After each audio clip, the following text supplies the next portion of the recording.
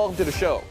U.S. President Donald Trump pushed for investments from international bankers and technology executives in Miami Wednesday, February the 19th.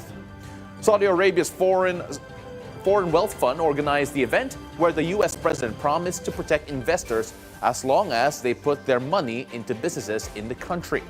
Among the attendees were Tesla CEO Elon Musk, Saudi ambassador to the U.S. Princess Rima, Trump's son-in-law Jared Kushner, FIFA President Gianni Infantino, former Google CEO Eric Schmidt, among others.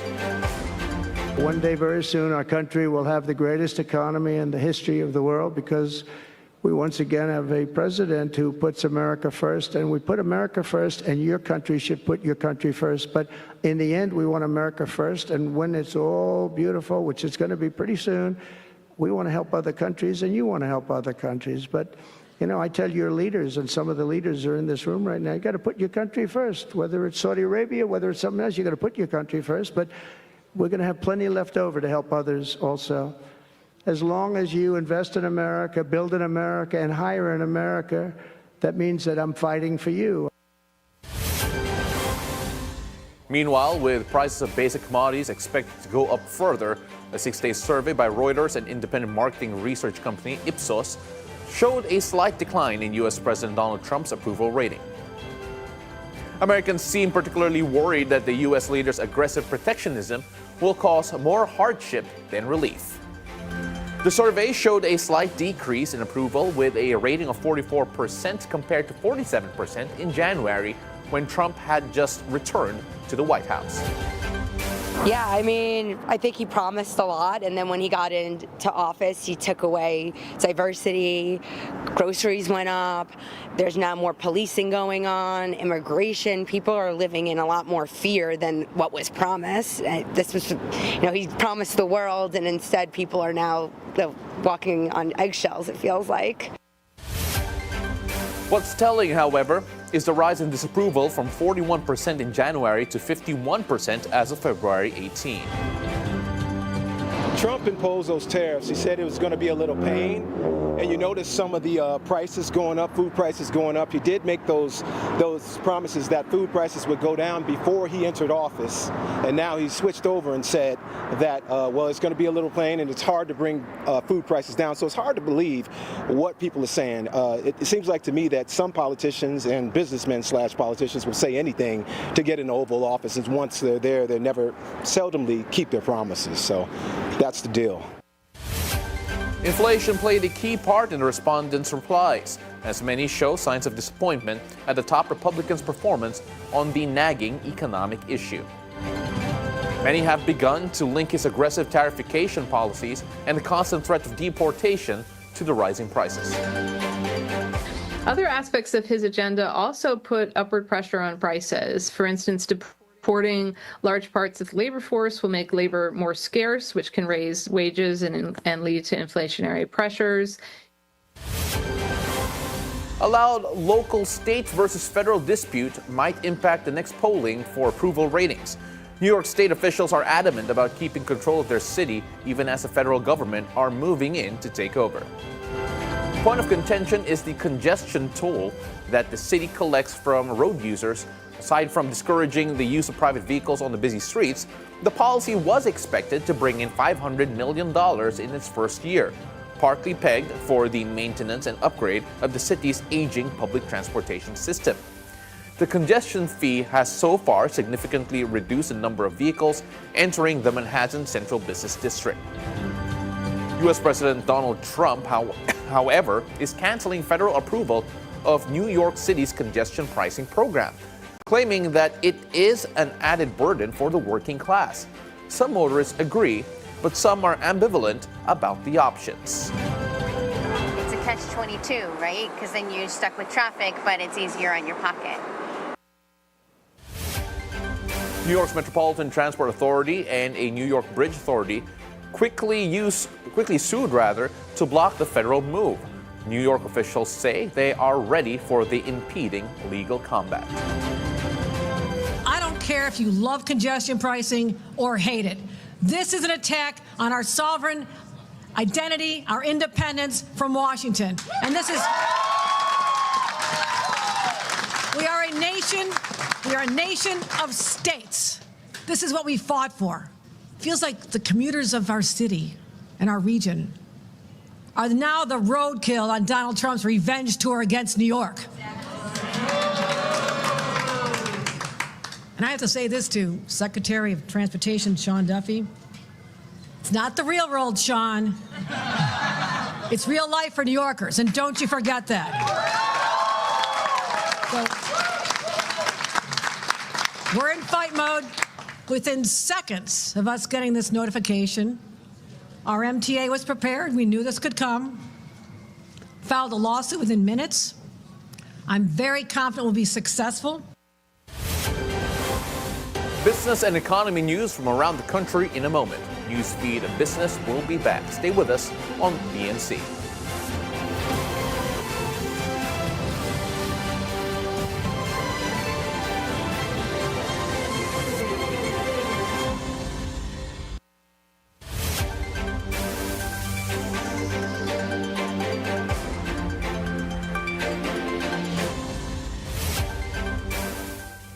Welcome back. This is Newsfeed Business. I'm Paolo del Rosario.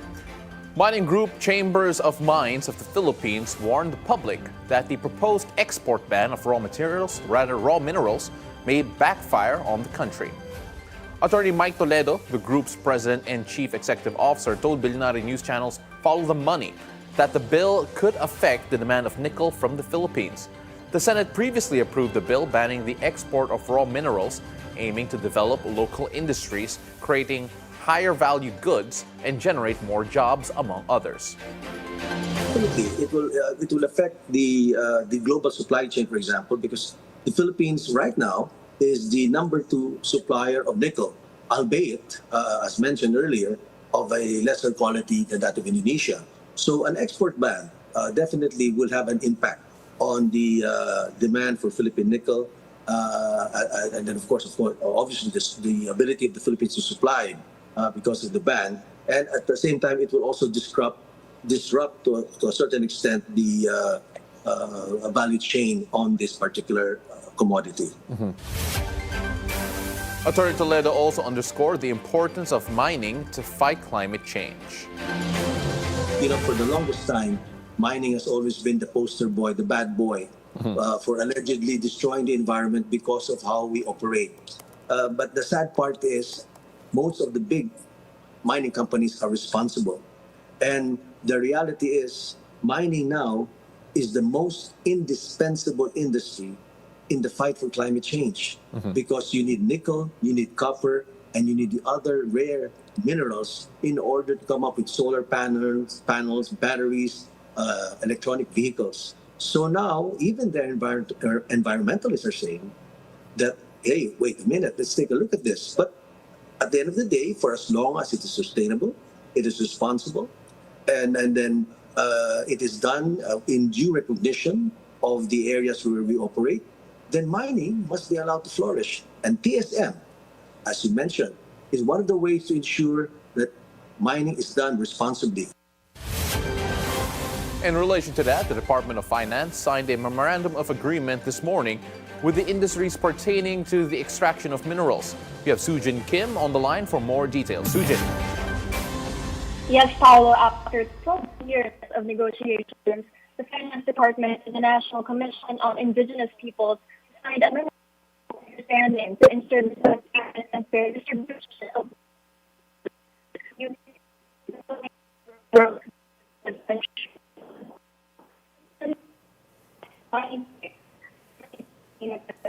All right, Sujin. Right now, we're having a hard time. We're having a hard time with your connection. But for those who are wondering about Sujin Kim's report, the report was about after 12 years of negotiations, the Finance Department and the National Commission of Indigenous People have signed a memorandum of understanding to ensure the transparent and fair distribution of mining royalties to the indigenous communities. Now, the Philippines, as many people know, is one of the world's richest countries in mineral deposits with nearly 200 active mining sites. Now, from the year 2013 to the year 2022, over 100 billion pesos in royalties have been distributed to indigenous communities, but the concerns have been there when it comes to the lack of transparency and monitoring in the actual amounts received. Now, under this newly signed MOU, the government aims to strengthen the data sharing and the monitoring systems, ensuring that this will be a thing of the past, ensuring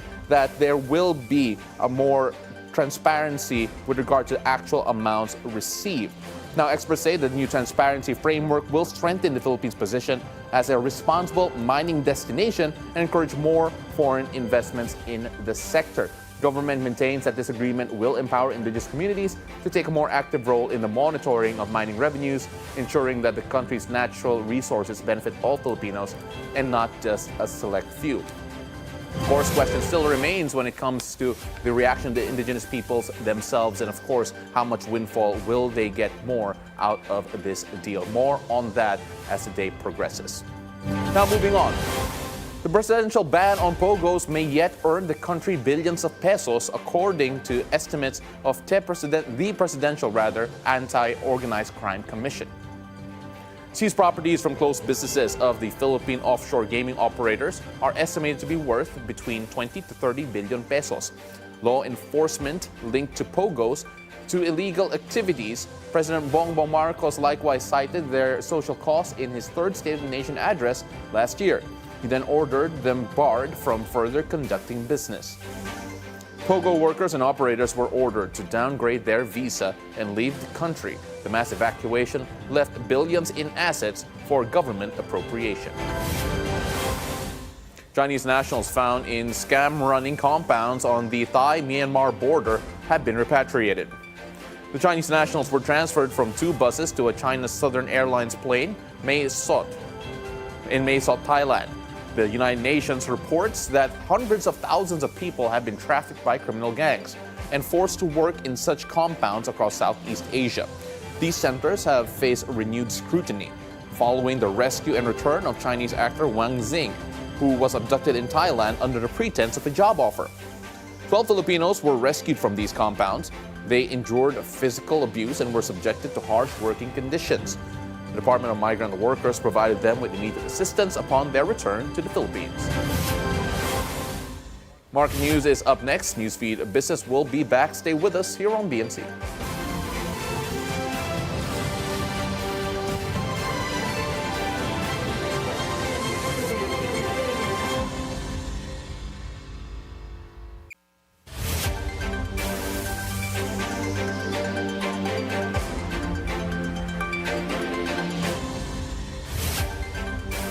Welcome back. You're still watching Newsfeed Business. Philippine shares snapped 2-day winning streak after falling back to 600 levels. As investors digest U.S. President Donald Trump's tariff threats on key sectors and Federal Reserve's concerns over their inflation impact. The PSE index ended lower by 0.8% to close at 60.66, finishing the day as 7th worst performer in Asia. Among the sectoral indices, only financials ended in the green, with property falling the most at more than 2%. Decliners also outpaced advancers, 113 to 74. The total value turnover stood at 5.7 billion pesos. But the day's most active stocks ended mixed, with Ayala Land falling the most at 8%. However, DigiPlus has the biggest gain at nearly 5%. Meanwhile, at the foreign exchange market, the peso is currently trading at 57.98 against the greenback, strengthening from the previous close of 58.08 despite Trump tariff threats.